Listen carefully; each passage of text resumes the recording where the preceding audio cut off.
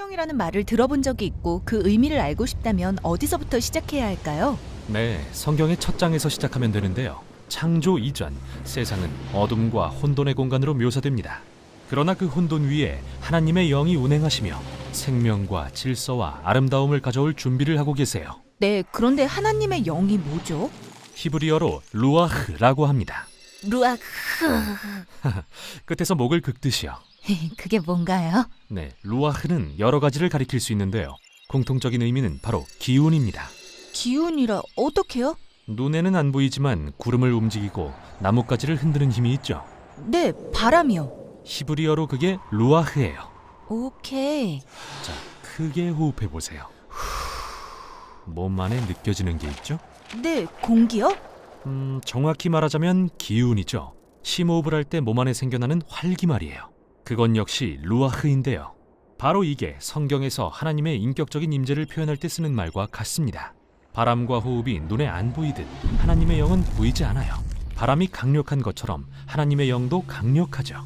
또한 호흡이 우리를 살게 하듯 하나님의 영도 모든 생명을 유지시키죠. 네, 루아흐. 성경 이야기를 계속 읽다 보면 하나님의 루아흐가 사람들에게 특정한 임무를 맡기기 위해 특별한 능력을 주는 걸 보게 되는데요. 성경에서 그러한 첫 번째 인물이 바로 요셉입니다.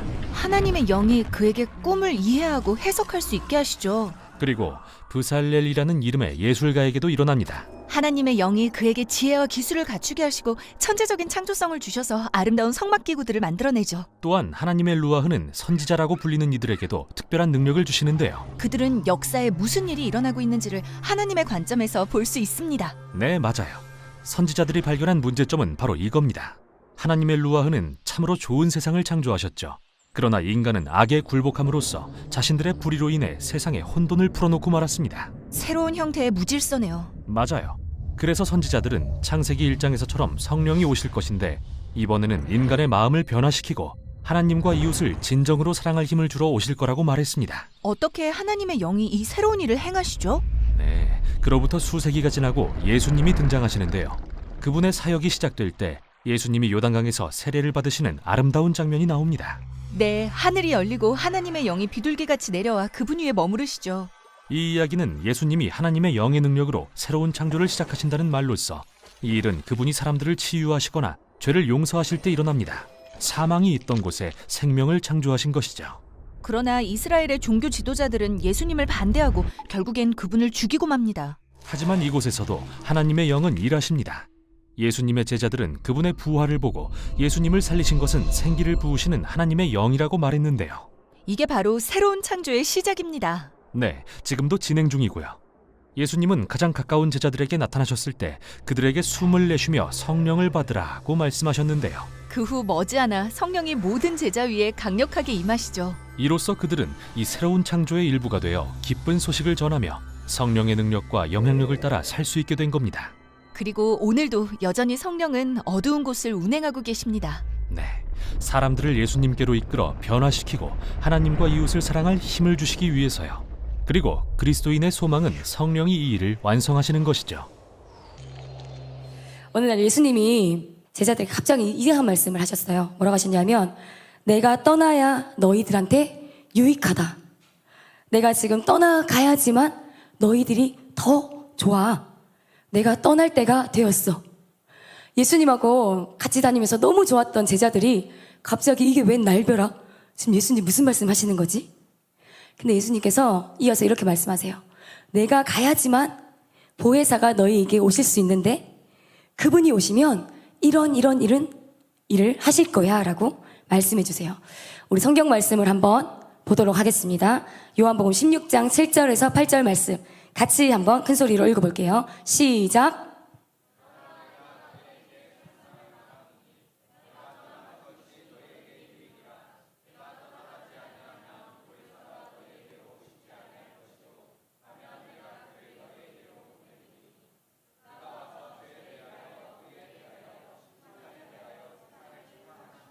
아멘.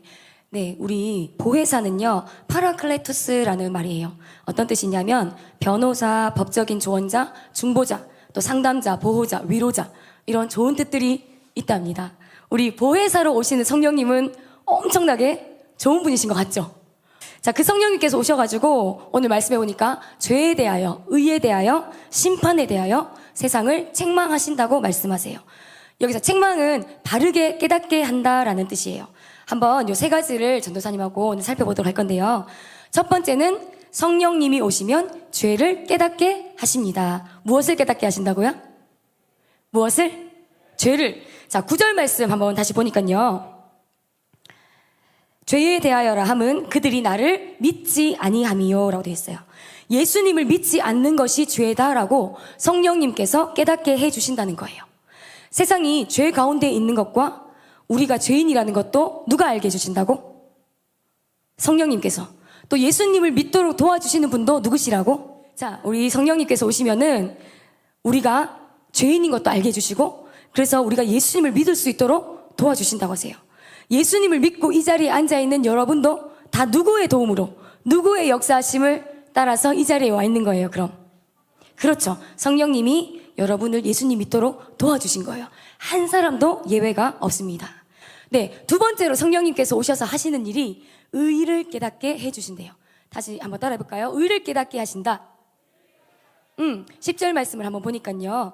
의에 대하여라 함은 내가 아버지께로 가니 너희가 다시 나를 보지 못함이요 라고 했어요. 예수님께서 아버지께로 가셨다라는 것은 어떤 것을 말해줄까요? 십자가와 부활을 얘기하고 있어요. 우리 온 인류의 모든 죄를 십자가의 죽으심으로 완전히 예수님께서 다 해결해 주시고 죄와 사망의 권세도 깨뜨리시고 그 다음에 부활하셔서 모든 이 임무를 다 완수하신 후에 당당히 하나님 아버지 옆으로 가셨어요. 이제 가셨어. 그지? 올라가셨죠. 그래서 내가 아버지께로 가니 라고 말씀하신 거예요. 다시는 너희가 나를 보지 못할 거다. 되게 슬픈 말 같지만 주님께서 하실 임무를 다 완수하셨다라는 선언이신 거예요. 이것이 성령님께서 우리에게 가르쳐 주시는 의예요. 우리의 의가 뭐냐 하면 내 힘과 노력으로 절대로 내 열심으로는 하나님 앞에 의로워질 수 없는 죄인이지만 예수님께서 이 모든 나의 죄를 단번에 해결해 주시고 이루어 주심으로 내가 깨끗한 의인이 되었다는 것. 이것이 성령님께서 우리에게 가르쳐 주시는 의라는 거예요. 아멘. 여러분 무슨 말인지 이해되죠? 아멘. 로마서 8장 말씀을 한번 볼게요. 8장 1절부터 4절까지 같이 읽어보겠습니다. 시작.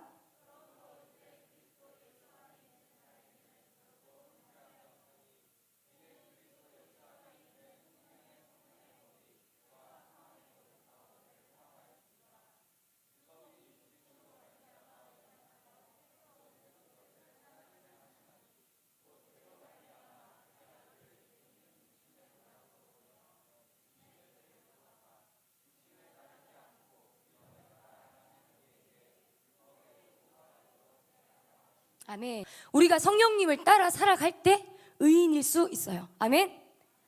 예수님이 나를 의롭게 해주셨어. 무엇을 통해서? 십자가를 통해서 나의 모든 죄를 다 짊어지시고 죽으신 다음에 사망의 모든 것을 깨뜨리시고 부활하셔서 다시 살아주심으로 우리에게 그 의를 주신 거예요. 그래서 그 법이, 예수님이 나를 의롭게 해주신 법이 나한테 적용이 되려면 내가 성령님 안에 들어가서 성령님을 따라 행할 때 예수님께서 이뤄주신 그 법이 나한테 적용이 될 수 있어요. 이해되세요? 예수님이 모든 법적으로 나한테 있었던 죄를 다 없애주셨단 말이야. 근데 그 법이 나한테 효력이 있으려면 내가 누구를 따라가야 돼? 성령님을 따라가야 돼요. 자, 그때 우리는 당당히 이제 이렇게 말할 수 있는 거야. 나는 누가 뭐래도 의인이야. 거룩한 하나님의 자녀야. 아무도 나를 정죄할 수 없어 라고 외칠 수 있는 거예요. 전도사님도 죄를 지을까요, 안 지을까요? 여러분도 끊임없이 죄와 싸우고 때로는 죄를 이기고 승리하기도 하고 또 때로는 죄에 넘어져서 또 실패할 때도 있을 거예요. 맞나요?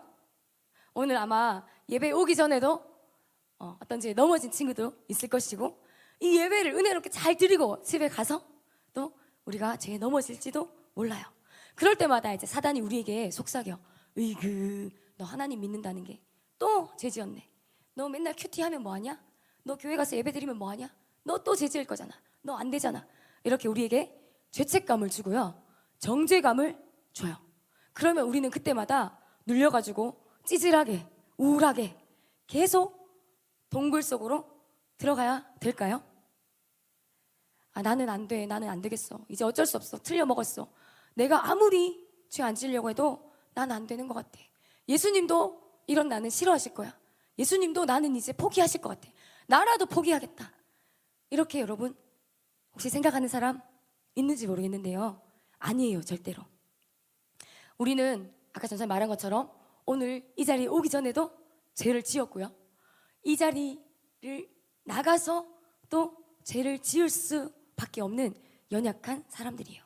근데 우리가 죄인이래, 의인이래. 성령님이 우리를 의인이라고 말씀해 주셨잖아요. 그 죄된 법을 적용받지 않는다라는 거예요. 누구 안에서? 크게 누구 안에서? 성령님 안에서. 따라해보자. 성령 안에서. 성령 안에서. 오직 성령 안에 거할 때 법이 달라져요.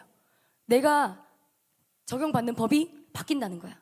영적으로 볼 때 예수님을 믿지 않는 세상 사람들한테 적용되는 법과 우리 예수님을 믿는 의인된 나에게 적용되는 법이 다르다라고 말씀하세요. 나는 무슨 법을 적용받냐면 따라해보자. 성령의 법. 성령의 법. 예수님을 믿지 않는 사람들은 죄와 사망의 법. 한 번 더. 죄와 사망의 법. 우리는 무슨 법을 적용받는다고? 성령의 법. 성령의 법에 따르면 여러분은 죄인이에요, 의인이에요? 죄를 지어, 안 지어? 지어. 의인이야, 죄인이야? 짓는다며. 의인이야, 죄인이야? 의인. 자, 법적으로 우리는 의인이야, 죄인이야? 이거 여러분 헷갈리면 안 되는데, 성령의 법 안에서 나는 죄인이야, 의인이야? 그게 의인. 당당하게 말해야 돼. 의인. 의인. 죄 지어, 안 지어? 가끔 지어. 지으려고 짓는 게 아닌데 지을 때 있지, 그지? 그때 우리는 어떻게 하면 돼? 빨리 회개하고 돌이키고 주님 앞에 씻음 받아야 돼요. 죄를 지으라고 말하는 게 아니라 우리가 연약해서 죄에 넘어질 때 있지만 우리는 끊임없이 누구 안으로? 성령님 안으로 들어가서 무슨 법을 잡아야 돼? 나를 의롭다고 하신 성령의 법을 붙잡아야 되는 거야. 아멘? 아멘. 우리는 무슨 법을 적용받는다고? 예수님을 믿지 않는 사람들은 무슨 법을 적용받는다고? 죄와 사망의 법. 아멘. 이제 여러분 좀 목소리가 풀려진 것 같아요. 자, 예수님이 보내주신 성령님은요, 이렇게 우리에게 의에 대하여서 가르쳐 주세요. 그래서 이미 예수님께서 우리를 법적으로 다 깨끗하게 해결해 주고 가셨기 때문에 이제 우리는 자유예요. 따라해보자. 나는 자유다. 나는 자유인이다. 네, 한번 우리 말씀을 같이 따라 선포해 볼게요. 그러므로 이제 그리스도 예수 안에 있는 자에게는 결코 정죄함이 없나니 이는 그리스도 예수 안에 있는 생명의 성령의 법이 죄와 사망의 법에서 나를 해방하였음이라. 아멘. 여러분 무슨 일이 있어도 나는 해방된 생명의 성령의 법에서 나는 자유하게 된 자라는 거 잊지 마세요. 알겠죠? 전도사님이 여러분을 정죄하거들랑 전도사님도 저를 정죄할 수 없어요. 저는 의인이에요. 저를 함부로 정죄하지 마세요. 이렇게 말할 수 있는 여러분 되시기 바랍니다. 아멘. 아멘. 그러므로 이제 그리스도 예수 안에 있는 나에게는 결코 정죄함이 없다. 나는 하나님의 의로운 자녀다. 성령의 법이 나를 자유하겠다. 그 누구도 엄마도 아빠도 나를 정죄할 수 없다. 여러분 반드시 기억하시기 바랍니다. 자, 세 번째로 성령님이 오시면 우리에게 또 깨닫게 해주시는 것이 있습니다. 성령님이 오시면 심판에 대해서 우리에게 깨닫게 해주세요. 11절 말씀 한번 볼게요. 같이 시작. 이 세상 임금이 이미 심판을 받았다. 이미 게임 끝. 아멘. 아멘. 사단은 이미 심판을 받았어요. 이제 심판 땅땅땅 판결은 끝났고 형을 사는 일만 남았어. 우리 법정에 저는 가본 적 없지만 재판장에 가서 이제 판결이 내려지면 우리 판사분께서 징역 몇 년에 처합니다. 땅땅땅 판결이 내려지죠. 그러면 이제 그 다음 어떻게 돼요? 수갑을 찬 채로 어디로 가? 감옥으로 들어가서 그 형이 이제 집행이 되고 정해진 그 기한 동안 그 형을 받게 됩니다. 우리 이미 말씀해 보니까 심판에 대하여라 함은 이 세상 임금이 이미 심판을 받았다. 사단은 이미 심판을 받았어요. 이제 영원한 형을 사는 일만 남았는데 그건 언제 형을 살게 되냐면 예수님이 다시 오시면. 예수님이 언제 오실까요? 예수님이 가시면서 언제 오신다고 그랬어? 곧 곰방, 내가 금방 다시 올게 라고 말씀하셨어요. 금방 오세요. 금방. 지금 얼마밖에 안 지났어? 2000년밖에 안 지났어요. 금방 오세요. 금방. 우리 예수님은 우리가 사는 이 3차원 이 세계를 시공간을 초월하시기 때문에 우리의 시간 개념과 예수님은 다르세요. 예수님의 금방이 얼마인지 몰라도 2000년은 아주 짧은 시간에 불과합니다. 예수님 곧 오세요. 곧 오시면 그때 이제 이 모든 심판의 프로세스가 진행돼요. 우리 요한계시록에 나오는 모든 심판의 과정들이 예수님이 재림하시면 진행이 돼요. 그때 사단도 영원한 옥에 갇히게 됩니다. 자, 법적으로는 이미 끝났다 안 끝났다? 판결은 이미 내려졌다 안 내려졌다? 내려졌다. 이미 사단 심판 받았어요. 법은 굉장히 무서운 힘을 가져요. 아무도 법을 마음대로 할 수 없어요. 그래서 법이 통과되면, 차별금지법이 통과되면 안 된다고 막아서려고 기도하고 단식하고 그러고 있잖아요. 자, 또 이 말씀은 무엇을 의미하냐면요, 이 세상 임금이 이미 심판을 받았다라는 것은 영적 전쟁에서 이미 승리했다라는 거예요. 이미 예수님께서 승리해 놓으셨고, 그렇기 때문에 이 성령의 법을 붙드는 우리도 이미 어떻게 했다? 승리했다. 아멘.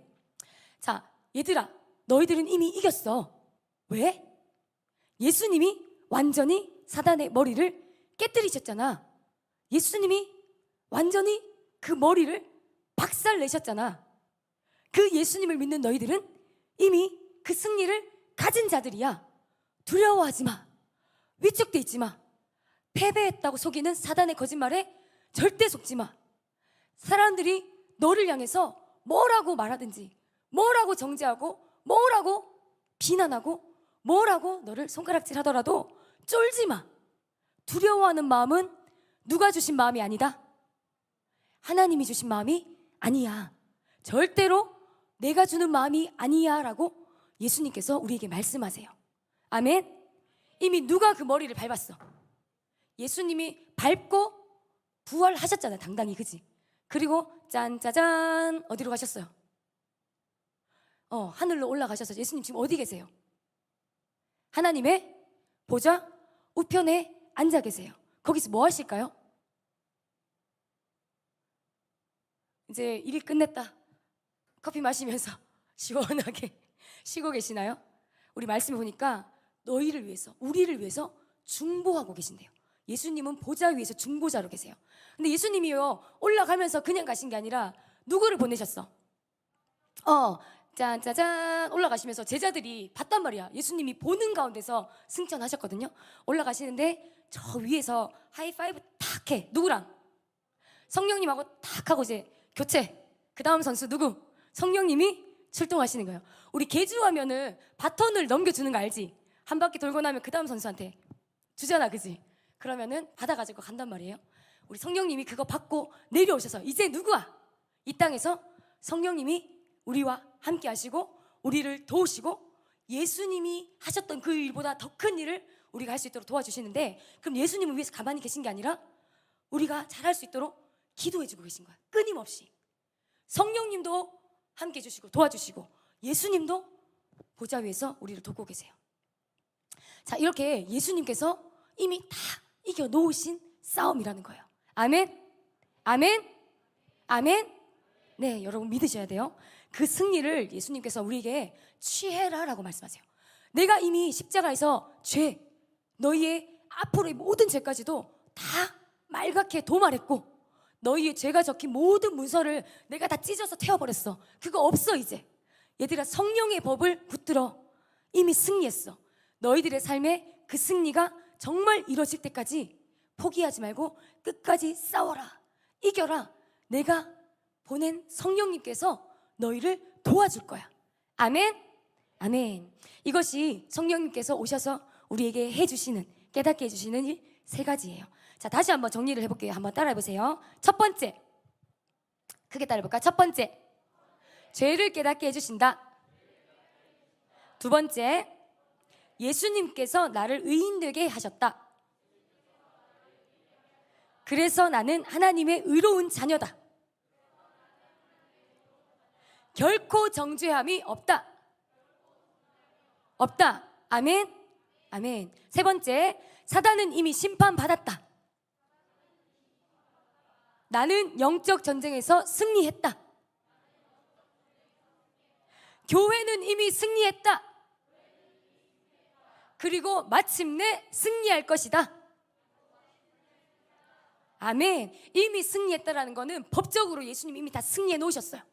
그걸 우리가 믿음으로 붙들고 믿고 나아가면 그 승리가 우리의 것이 되는 거예요. 아멘. 아멘. 성령님은요, 진리의 영이세요.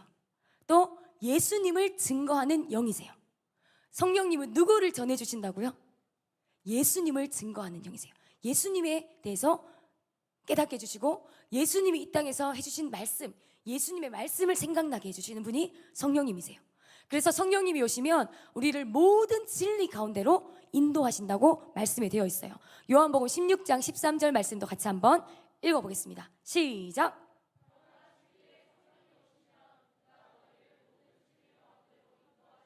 아멘. 우리를 모든 진리 가운데로 인도하신다. 그래서 여러분 걱정하지 않아도 돼요. 아, 이거 어떻게 해야 되지? 이게 어떤 게 하나님 뜻일까? 무엇이 맞을까? 고민할 때 있죠. 하나님 뜻이 무엇인지 분명하게 깨닫게 해주세요. 고민할 때 있을 거예요. 그때 여러분 염려하지 말고 성령님을 신뢰하고, 성령님은 진리의 영이시기 때문에 예수님이 원하시는 뜻을 나에게 가르쳐 주시는 분이야. 그러니까 성령님이 나에게 잘 알려주실 거야. 그 성령님 신뢰합니다. 저를 인도해 주세요. 믿음으로 성령님께 구하고 기도하며 나아갈 때 성령님이 분명하게 알려주실 거예요. 전도사님도 그런 고민을 할 때가 많았어요. 아, 주님의 뜻이 무엇인지 알고 싶은데 뭐지? 조금 시간이 걸릴 수도 있어요. 근데 믿음으로 성령님을 기다리면 또 우리가 말씀을 보면서 성령님 깨닫게 해주세요 하면 성령님은요, 아리까리하게 희미하게 알려주시는 분이 아니라 분명하게 알려주세요. 분명하게 주님의 뜻이 무엇인지 알려주세요. 왜냐하면 생각해봐. 부모님이 가장 좋은 것을 주시는 아빠인데 우리가 하나님한테 하나님 이거 뭐예요? 알려주셨는데 하나님이 자, 잘 봐. 한 번만 보여준다. 잘 봐. 여기 뭐 딱 적었어. 여기 숫자 5라고 딱 적었는데 잘 봐라. 놓치면 안 된다. 하나, 둘. 자, 끝. 못 봤어요. 뭔데요? 안 돼, 끝났어. 이렇게 하실까요? 이렇게 우리가 알듯 말듯 말씀하시는 분이 아니라 분명하게, 선명하게, 명확하게 우리가 알 수 있도록 말씀해 주시는 분이신 걸 여러분 신뢰하셔야 돼요. 아멘? 그리고 말씀해 보니까 성령님 막 우리가 사모하는데 왜 저에게는 성령님이 안 오시는 것 같을까요? 왜 저에게는 성령의 기름 부심이 안 임하는 것 같죠? 하나님이 보고 고르는 거야. 마음에 드는 사람. 성령 줄 사람, 너는 받을 자격이 없어. 아니야. 내가 주고 싶은 애만 줘야지. 그런 게 아니에요. 우리 말씀에 아무리 악한 아버지라도 자식에게는 좋은 것으로 준다. 하물며 하늘에 계신 우리 아버지께서 가장 좋은 것으로 너에게 주시지 않겠느냐. 성령을 너에게 선물로 주시지 않겠느냐라고 말씀하셨어요. 어제 우리 목사님께서 근데 그 성령님을 우리가 받기 위해서 두 가지 기다려야 될 게 있다고 했어. 무엇이 필요하냐면 시간. 우리에게 기다리는 시간이 필요하고 기도에 무엇이 채워져야 된다고? 양이 된다고. 성령님을 기다리는 기도에 시간과 양이 필요해요. 그것이 우리에게 덜했을 뿐인 거야. 아직까지 나에게 성령님이 충만하게 채워지지 않은 것 같다. 그러면 조금 더 여러분 포기하지 않고 시간을 들여서 무엇을 해야 돼? 기도해야 되는 거야. 아멘? 하나님이 째째한 분이 아니에요. 여러분에게 마음껏 부어주실 거예요. 여러분 믿음을 가지고 기다리는 시간이 필요할 뿐이에요. 우리 영상을 하나 더 보겠습니다. John, I'm glad you're all safe. It's good to see you again, Stephen. Matthew. What form will it take? When will it come? Jesus said all we had to do is ask. I have been asking. Every day. The Holy Spirit will come when the time is right. I think we should pray together. Our Father, who is in heaven, hallowed be your name. Your kingdom come, your will be done, on earth as it is in heaven. Give us this day our daily bread, and forgive us our trespasses.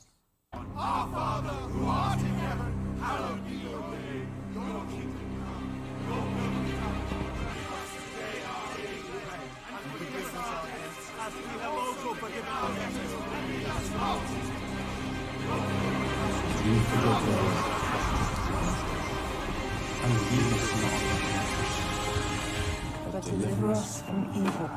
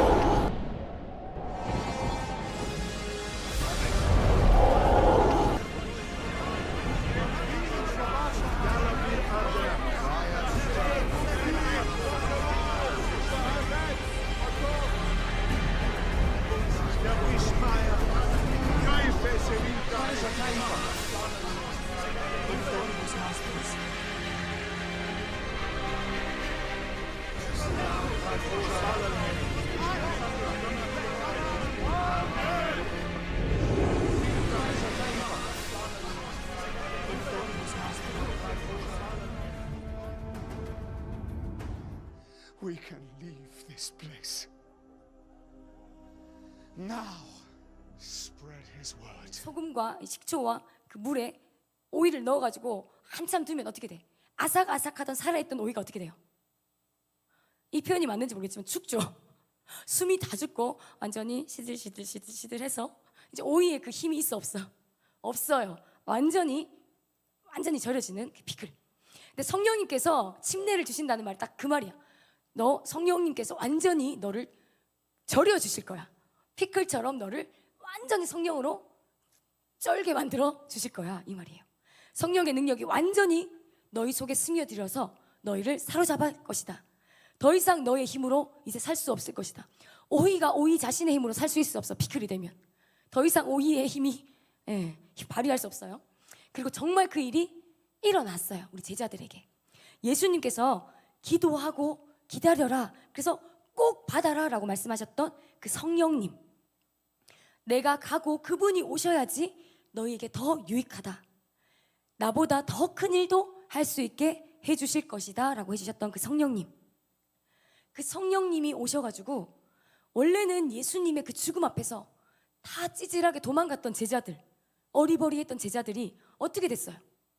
성령님의 이 불을 받고 세상이 감당할 수 없는 순교의 증인들이 다 되었죠. 또 세상을 복음으로 정복하는, 뒤집어 놓는 능력의 사람들로 바뀌어졌어요. 그 유일한 이유가 단 하나, 바로 성령님의 침례를 받았기 때문이에요. 그리고 성령의 충만함을 받고 하나님의 사명 가운데, 세상 가운데 나아갔을 때 그 일이 일어났어요. 불과 한 50 며칠 전에 예수님이 십자가 지실 당시만 해도 어떻게 됐어? 다 도망갔잖아요. 베드로 어땠는지 여러분 다 알죠? 그랬던 제자들이 전혀 다른 제자들로 바뀌어요. 성령님의 이 불의 침례를 받고 나서 이들이 다락방에 모여 있었던 게 아니야. 나가서 사람들 앞에서 담대하게 예수님을 증거하고 예수님의 부활을 선포하고 그렇게 복음의 증인이 됩니다. 우리도 성령 강림 주일을 바로 하루 앞두고 있어요. 내일 그 성령 강림 주일이 다가왔어요. 성령님을 기다리며 사모하며 여러분 어제 금부도 참여했고 오늘도 우리가 성령님에 대한 말씀을 듣고 있는데요. 또 우리 2022년 하나님께서 우리에게 주신 표어가 뭐예요? 오직 기도, 오직 성령. 성령님께서 이런 표어를 우리에게 주신 것이 너무 감사해요. 다른 많은 좋은 주제들이 있지만 오직 기도밖에 없다.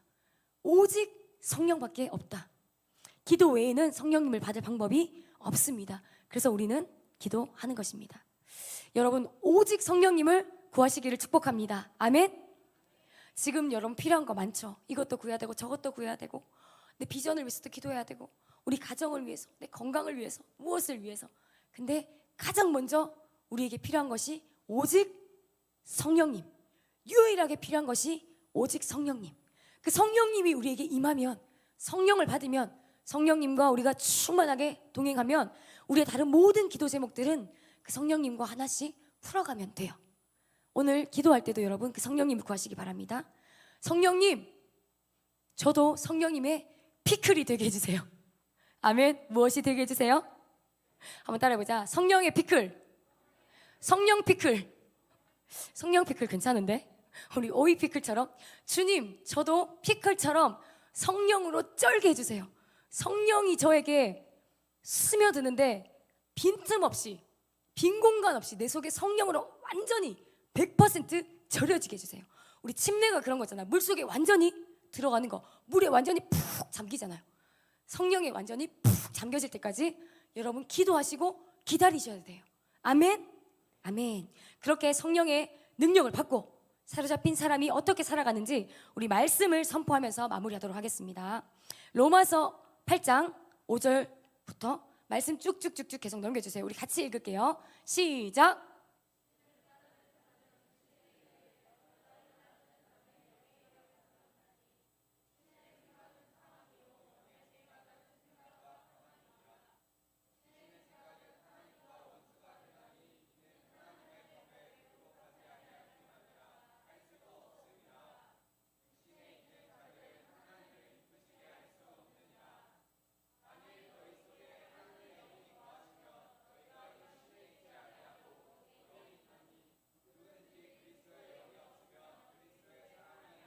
로마서. 그러므로 형제들아, 우리가 빚진 자로 돼 육신에게 져서 육신대로 살 것이 아니니라.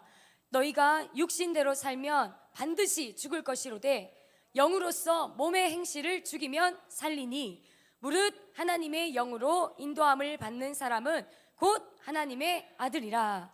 내가 이르노니 너희는 성령을 따라 행하라. 그리하면 육체의 욕심을 이루지 아니하리라. 육체의 소욕은 성령을 거스르고 성령은 육체를 거스르나니 이 둘이 서로 대적하므로 너희가 원하는 것을 하지 못하게 하려 함이니라. 아멘. 지금 계속 말씀 가운데서 육신, 육체 나오죠. 우리가 성령을 따라가면 육신을 따라 동시에 살 수 있다 없다? 있다 없다? 없다. 육신을 따라 살아가는데 성령에 따르는 삶을 살아갈 수 있다 없다?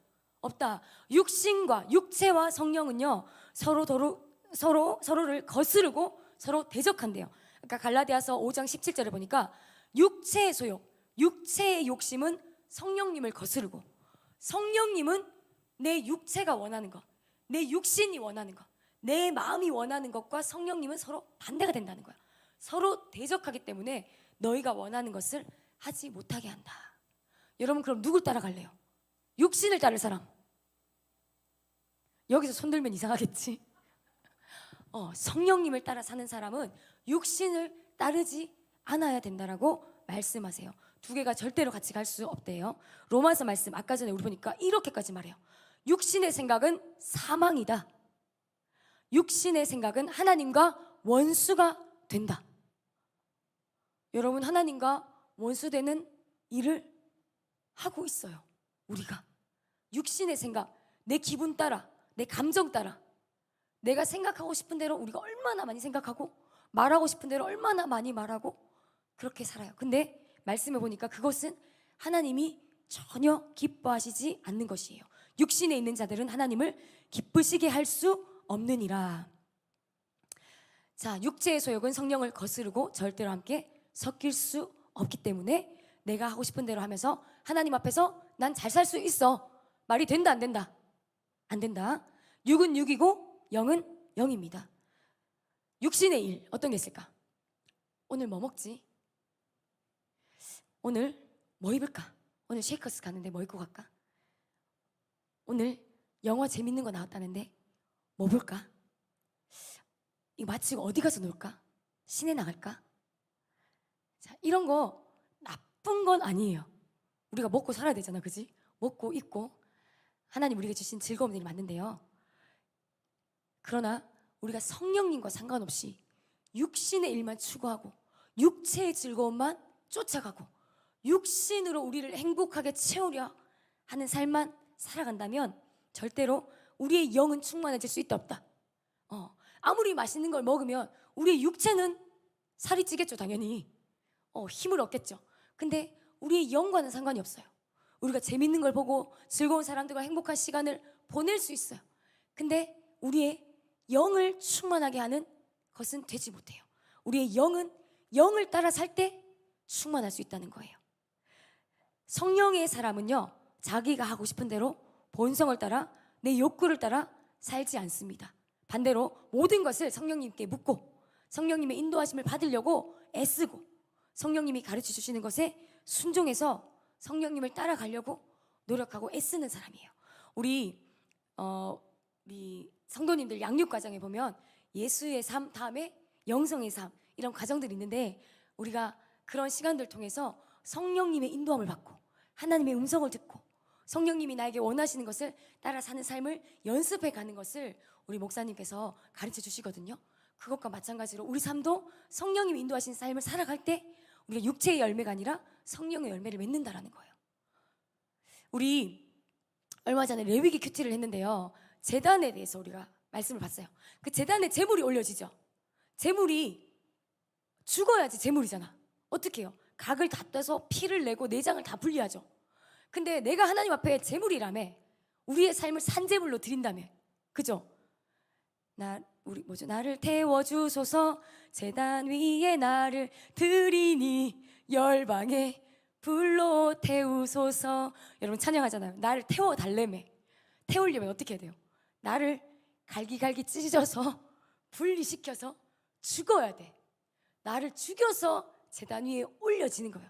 그게 예배의 시작이에요. 여러분 이 예배에 나올 때 쉐이커스 예배에 나올 때 제단을 상상하세요. 여러분을 토막을 내서 얹으세요. 내 생각, 내 감정 주님 나는 오늘도 죽습니다. 죽었습니다. 제단에 나를 드립니다. 나를 태워주세요. 내 육체의 이 욕심과 욕망과 내가 하고 싶은 것 성령님의 뜻을 거스르는 나를 주님 태워주세요라고 그렇게 우리를 드리면서 예배하는 거예요. 아멘. 그것이 성령님의 사람입니다. 여러분 자동차 운전해 본 사람 자 이때 손 드는 것도 이상해요. 근데 우리 범퍼카 타본 사람 이월드 가서 운전을 해봤을 거예요. 자 자동차를 타고 갔는데요. 우리 운전은 누가 하시냐면 성령님께서 해주세요. 나는 어디에? 성령님의 옆자리에. 뒤에 앉으면 좀 버릇 없으니까 옆자리에 앉자. 옆자리에 딱 앉아서 안전벨트 딱 매고 성령님께서 모시는 차에 우리가 탑니다. 성령님하고 얘기하면서 즐겁게 맛있는 것도 먹으면서 성령님이 몰아주시는 차를 안전하게 타고 가는 거예요. 어디로 가는지 성령님께서 가시는 대로 아무것도 내가 염려할 필요 있어 없어? 없어요. 우리가 운전한다고 생각하면 어떻게? 나는 길도 몰라. 면허도 없어. 어떻게 되겠어요? 얼마 못 가가지고 사고가 나겠죠. 또 길을 잃겠죠. 어떤 사람은 시동조차도 걸지 못하는 사람도 있어. 그런데 내가 모는 것이 아니라 성령님이 몰아주시는 차에 나는 그냥 앉아서 성령님과 동행만 하면 돼. 아멘? 그것이 성령님과 함께 가는 것이에요. 우리가 성령님께 우리의 삶을 다 맡겨드리는 것이 바로 이런 것이에요. 여태까지 교만하게 좀 어설프게 내가 잘할 줄도 모르면서 해보겠다고 능력도 없으면서 내 멋대로 살려고 애썼던 것, 성령님 무시했던 것, 성령님 인정하지 않았던 것, 그래서 성령님을 섭섭하게 해드리고 성령님을 마음 아프시게 해드렸던 것, 성령님이 내 마음의 보좌에 중앙에 나의 마음의 주인의 자리에 앉으셔야 되는데 뒷간에 그냥 성령님 몰아놓고 내가 주인 노릇했던 것, 이거 우리가 회개하고 다시 성령님 내 마음의 주인으로 모셔드립니다. 성령님이 나의 주인이십니다. 성령님 마음대로 하세요. 내가 그냥 순종해서 따라만 가기 원합니다. 그렇게 성령님께 우리의 삶을 내어드리는 우리 쉐이커스 친구들이 다 되었으면 좋겠습니다. 우리 같이 찬양하고 기도하면서 나갔으면 좋겠어요. 우리 여러분 적용할 것이 있는데요. 한 주간 동안 아침에 일어나서 이렇게 여러분 한번 인사해보세요. 성령님 안녕하세요 라고. 우리 전도사님이 대학 때 성령님 안녕하세요, 안녕하세요 성령님이라는 우리 베니 목사님이 쓰신 책을 읽고 제가 그렇게 실천했던 것이에요. 아침에 일어나면 안녕하세요 성령님, 굿모닝 홀리 스피릿 인사하면서 세수하면서 성령님하고 대화해요. 옷 입으면서 성령님하고 이야기해요. 가방 메고 나가면서 성령님하고, 그렇게 성령님하고 하루를 시작하는 거예요. 여러분 이렇게 성령님하고 대화를 시작하는 거예요. 안녕하세요 성령님, 오늘도 저의 삶을 운전해 주세요. 저는 피클이 되겠습니다. 오늘 성령께 푹 잠기기 원해요. 저를 피클 되게 해주세요. 저의 모든 순간을 이끌어 주세요. 여러분 이 기도를 한 주간 동안 매일 아침 일어나서 한번 드려보세요. 그리고 여러분 성령님과 동행하는 삶을 살아보세요. 누군가는 완전히 달라진 새로워진 삶을 시작하는 친구들이 있을 거예요. 내일 성령 강림주일 우리가 또 성령님을 사모하면서 성령님을 붙잡을 때 누군가에게 성령님이 정말 찾아오셔서 여러분을 채워주시고 인도하실 줄 믿습니다.